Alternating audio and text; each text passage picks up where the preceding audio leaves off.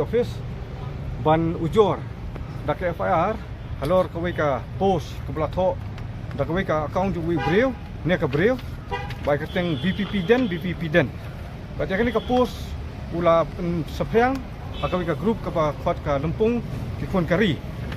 te kani ka post ka ba belatho di persya eu MLA jokan kram constituency ba Arden Mila Wasemoi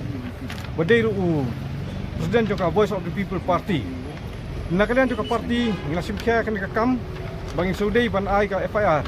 namar boleh kajing thok lalong si bapalat bakalong kitian ki bakal makor ki bala penthok dia ya kalong renyang jong i ban amdei tangkata kelak tak mat yong ru ya ka yeng kesem jong i ya ka konstitusi ya ka parti ba ya ka ri jong i prokowe teror kan ni layo ban wan ai si ta wat laming mi kendu ya ESP namar kidon na duty nakatingwan jong i presiden jong India ndeng layo ban ICT bakla receive to ICT bat ni kermen bakin le ye ya kam ban wat ni gibreu bakin pecistom ki ka kum ka ai neru meno kata ka ende ke jingsha dia kani ke jingja kani ka post kami haka khasau trik jom tau benai bat menin ka sing la don swai ke jing ka meeting ba mta sing sawan chane ban ai ka FIR ha ba yedi bakani nakalian jong ka parti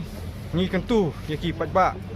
ba la da pidon kanu kajing sengeu ba pidi ban kentho la kedai ki nam ikmat la de yano ru kimdai kin ban penukam ki tieng bak samakor ba tak mat yong ya ki em jaki nomor ba ki break batai ki kam pat ba kila ban mi ikmat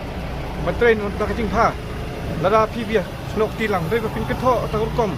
kamdai tena kalian jo ka parti ngi kentu ki pat ba panen nang ni ikmat ki ban pikir takurkom ban tho kumtu baru ya kalian juga tak kulit barka kibos sorkar mo makin dapat kan ya kan kom penukam kibri social media akhirnya di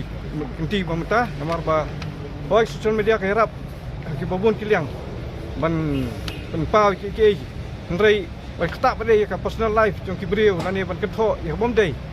ban jeler kan dei kom bat ni di ban long pikir kan pemerintah